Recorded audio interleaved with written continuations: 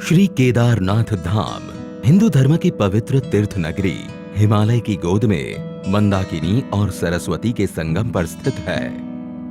वर्ष 2013 में आई भयावह आपदा से इस तीर्थ नगरी को भारी तबाही का सामना करना पड़ा। ये दृश्य 19वीं सदी का है, जब मंदिर का गरिमामय रूप दूर से ही दर्शित होता था। इसके पीछे की ऊंची बर्फीली पहाड़ियां दृश्य की भव्यता को और बढ़ाती थी।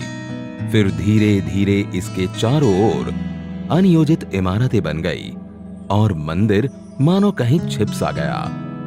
वर्ष 2017 में माननीय प्रधानमंत्री जी स्वयं श्री केदारनाथ धाम आए एवं धाम के आध्यात्मिक गौरव और दिव्य स्वरूप को पुनः स्थापित करने के लिए श्री केदारनाथ धाम पुनर्निर्माण योजना की परिकल्पना की।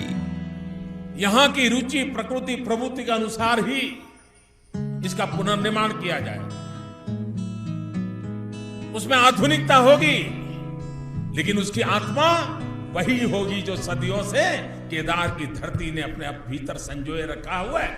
ऐसा पुनर्निर्माण करने की दिशा में इसका काम होगा। इस परिकल्पना के आधार पर सभी हितधारकों की भागीदारी से पर्यावरणीय संतुलन बनाते हुए एक महायोजना तैयार की गई थी।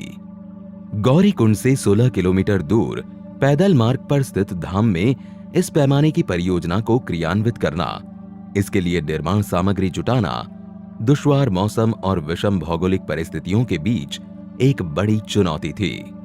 मंदिर तक पहुंच मार्ग का निर्माण पहले कार्य के रूप में लिया गया।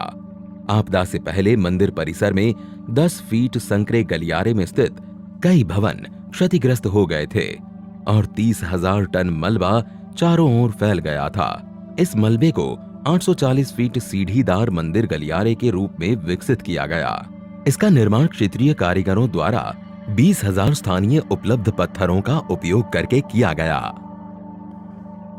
2 नदियों के संगम पर स्थित इस 104 फीट व्यास वाले आगमन प्लाजा का निर्माण वृत्ताकार रूप में 51,000 स्थानीय पत्थरों का उपयोग करके किया गया है। वहीं मंदिर प्लाजा का निर्माण 4,340 वर्ग मीटर क्षेत्र में 15,200 स्थानीय पत्थरों से किया गया है। बाढ़ से सरस्वती और मंदाकिनी नदी के किनारों के साथ बह गई भूमि के पुनर्ग्रहण तथा बहुस्तरीय बाढ़ सुरक्षा कर मंदिर परिसर को एक द्वीप के रूप में बहाल करने के लिए दोनों नदियों पर बाढ़ सुरक्षा दीवारों का निर्माण कार्य किया गया। आपदा से क्षतिग्रस्त हो गए तीर्थ पुरोहितों के आवासों के पुनर्निर्माण का कार्य चौथे कार्य के रूप में लिया गया। चरणबद्ध तरीके से तीर्थ पुरोहितों के घरों का निर्माण स्थानीय पत्थर, लकड़ी और ढलवा छत उपयोग कर स्थानीय स्थापत्य शैली द्वारा किया जा रहा है। 5वें कार्य के रूप में आपदा से क्षतिग्रस्त श्री आदि गुरु शंकराचार्य समाधि के पुनर्निर्माण को लिया गया। ऐसा भव्य दिव्य आदि शंकर का वो स्थान बने, उनका समाधि स्थल बने, और वो भी ऐसे बने कि आदि शंकर का स्थान केदार से थोड़ा सा भी अलग हुआ ऐसा अनुभव न करे। समाधि तक पहुंचने के लिए ये भूमिगत रचना, जिसमें स्मारकीय दीवारों के बीच चलकर जाना तीर्थ यात्रियों को एक अनूठी यात्रा का अनुभव प्रदान करता है। मूर्ति के दर्शन कर चिंतन पथ पर चलते हुए ये यात्रा पर्वतों और विहंगम दृश्यों के दर्शन के साथ समाप्त होती है। इन 5 कार्यों का लोकार्पण आज किया जा रहा है।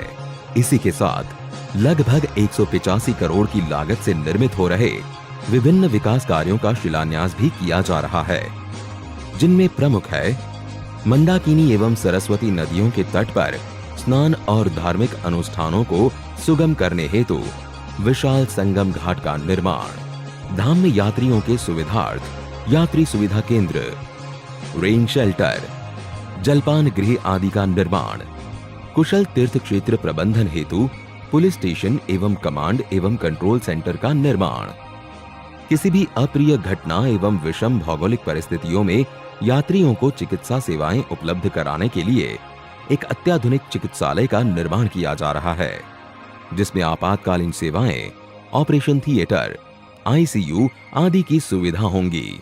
ये निर्माण योजना मात्र भौतिक सुविधाओं को ध्यान में रखकर नहीं, वरन इस स्थल की लौकिक व तीर्थ यात्रियों की आंतरिक ऊर्जा को पुनः जागृत करने का एक प्रयास है।